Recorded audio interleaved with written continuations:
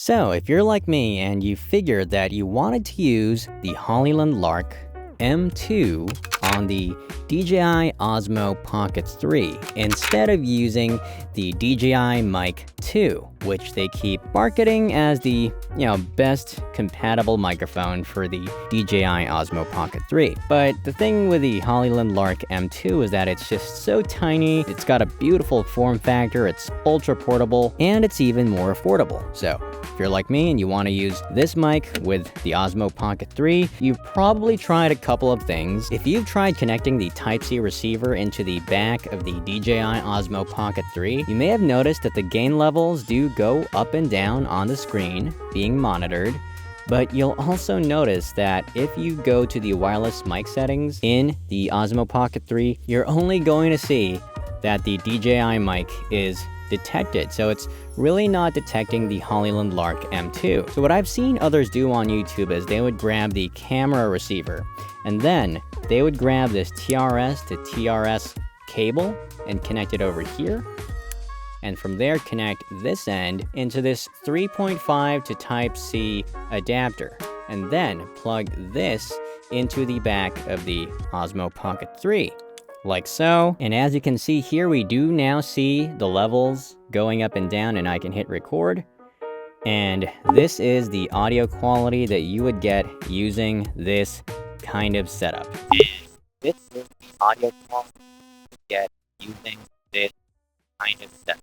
Now, maybe others got it to work, but when I got this Outtro adapter, there were 3 of these, and all of them had the same audio quality. Okay, sorry about that. It turns out I used the TRRS to TRRS cable for that one, so that was incorrect. And now I have used, appropriately, the TRRS to TRS cable, and this is the one from Rode. I'm not sure if it's 100% original. And this is the kind of audio quality that you can expect from this setup. Now, because I had suspicions that maybe this cable isn't authentic, I bought Hollyland's very own TRRS to Type-C cable, which is simpler. So we plug this in here and plug this into the back of the Osmo Pocket 3. Check, and this is the audio quality that you can expect using this kind of setup. And I'm going to raise the gain gradually. There we go. This is maximum gain. And I'm going to drop the gain little by little, until it reaches the lowest amount of gain. This is now the lowest amount of gain using this setup. But still, I knew that there was some extra signal degradation going on because this was another analog step in the signal chain. So the solution is to go digital. So I bought these 3.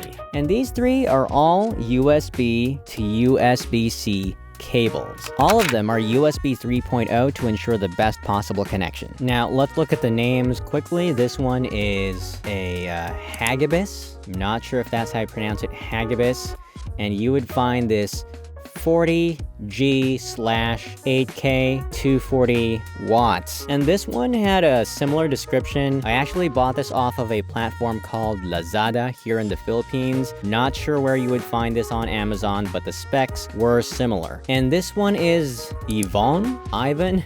I don't know how to pronounce this, but this one is the shortest one in the bunch. And I also bought this L adapter, also from Hagibis. And, I got this just for the ergonomics. So I bought these 2 because I was experimenting to find out which one of these would work. First and foremost, which one would work. Now, assuming that maybe they didn't work, I also needed one that was shorter based on the form factor that I was going for. So let's go into the ergonomics here. Here we got the DJI mount adapter rig, whatchamacallit, and let me attach it to the DJI Osmo Pocket 3.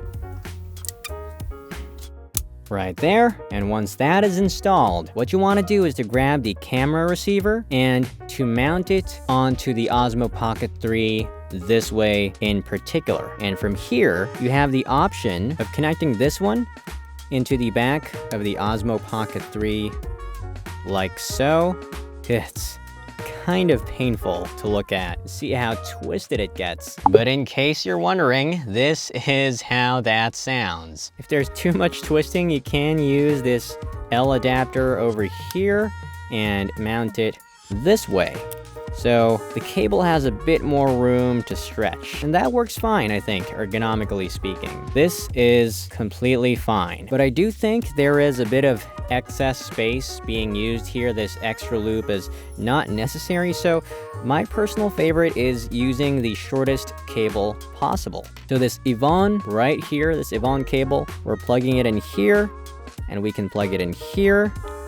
And now you have a very compact setup. If you prefer to use the Hagibis for uniformity, you can do that as well. And this right here is how the Hollyland Lark M2 sounds using this setup. And yes, we can move the gain up and down using the included camera receiver. I'm going to drop the gain to the lowest possible setting. And this is how that sounds with the lowest possible setting.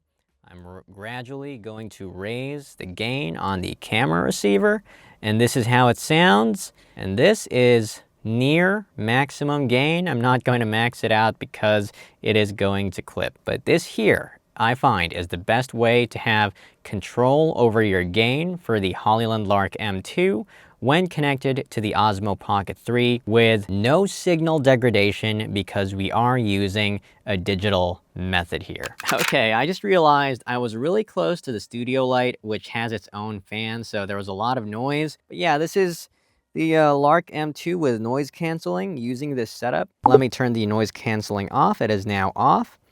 And this is how that sounds. Let me turn it on again. No signal degradation, whatever.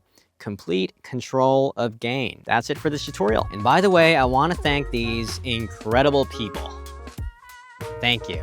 Big thanks to all the members of this channel and all the subscribers. And if you aren't a subscriber yet, do hit that subscribe button down below.